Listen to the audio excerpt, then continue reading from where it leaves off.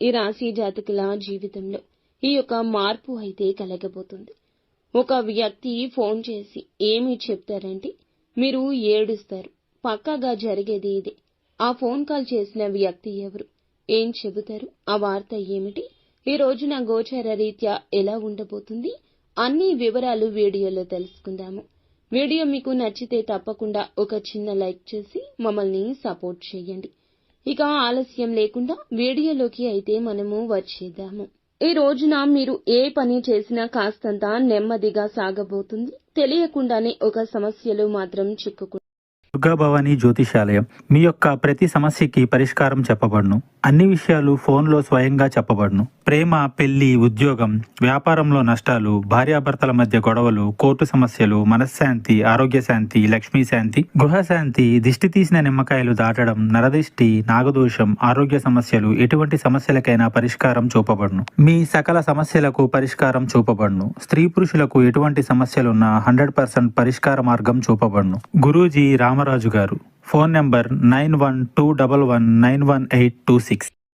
జాగ్రత్తలు తప్పక తీసుకోండి. జాగ్రత్తలతో పాటుగా ఆలోచించి అడుగు వేయండి. తెలిసి తెలియక ఏదో ఒక తప్పు గతంలో చేసి ఉండొచ్చు. ఇతరులతో మాట్లాడేటప్పుడు ఈ విషయం మీద జాగ్రత్త. ఉన్నది ఉన్నట్లు మాట్లాడడం వల్ల మీకు శత్రువులు అధికంగా తయారవుతారు. మీకు ఒక ఫోన్ కాల్ వల్ల అనుకునే విధంగానే ఇబ్బందులు అయితే రాబోతూ ఉన్నాయి. కోపంలో మీరు ఏదో ఒక విషయంలో మాట జారి ఉండవచ్చు. దాన్ని పట్టుకుని మీ పైన ఇతర వ్యక్తులు కక్ష సాధించబోతున్నారు. మీకైతే ఖచ్చితంగా నిందలు రాబోతూ ఉన్నాయి. నమ్మినా నమ్మకపోయినా ఇదే వాస్తవము. ఏదైనా విషయం గురించి నిజాలు తెలుసుకుని మాట్లాడే ప్రయత్నం చేయండి. ఎక్కువ మటుకైతే మీరు మాట్లాడకుండా సైలెంట్ గా ఉండడమే మేలు. అయితే ఖచ్చితంగా ఈ రోజున ఈ ఫోన్ కాల్ అయితే వస్తుంది. తెలిసి తెలియక తొందరపాటు వల్ల చేసిన తప్పు వల్ల మీరు తిట్లు తినబోతున్నారు.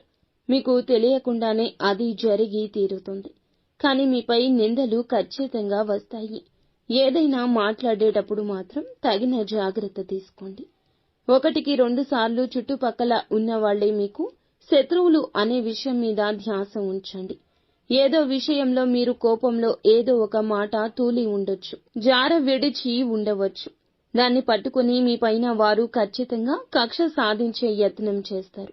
మీరు వెక్కి వెక్కి ఏడుస్తారు. నిందల పాలు కాబోతూ ఉన్నారు.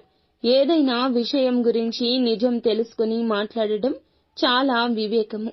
అయితే ఒక ఫోన్ కాల్ రూపంలో మీకు మాత్రము తిట్లు అయితే కలగబోతూ ఉన్నాయి. దీన్ని ఎవ్వరూ తప్పించలేరు.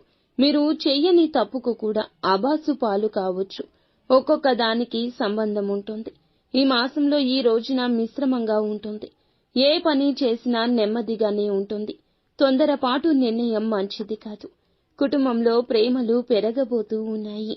పాత ఆరోగ్య సమస్యలు తీరిపోయే అవకాశం ఉంది.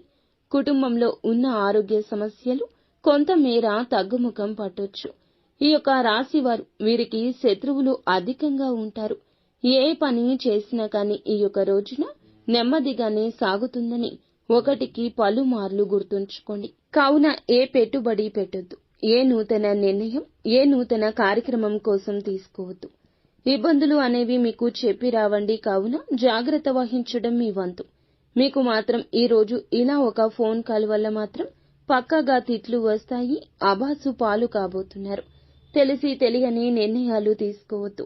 పనుల్లో ఆటంకాలు వచ్చే అవకాశం ఉంది.